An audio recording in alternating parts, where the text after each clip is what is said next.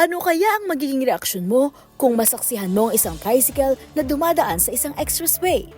Sa Facebook page kasi na Parkeseria 2.0, pinost ang isang dashcam footage kung saan makikita sa video ang isang tricycle na nasa Southern Tagalog Arterial Road o Star Tollway matapos ang ibaan exit sa Batangas, kahit ipinagbabawal ang pagdaan nito dito. Sa video, kitang-kita ang tricycle habang ino-overtake ito ng isang kotse. Bakit may tricycle dito?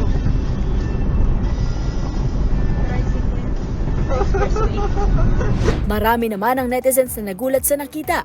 May ilang netizens na nagsabi na maaaring walang bantay sa tollgate nang makapasok ang tricycle. May nagbiro rin na baka may nakakabit na RFID sticker sa tricycle, kaya otomatikong bumukas ang tollgate.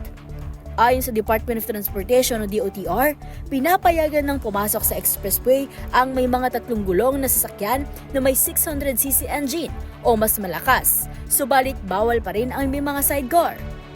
Ang Star Tollway ay isang controlled access expressway sa Batangas na nag-uugnay sa Pan-Philippine Highway at South Luzon Expressway sa Santo Tomas, Batangas.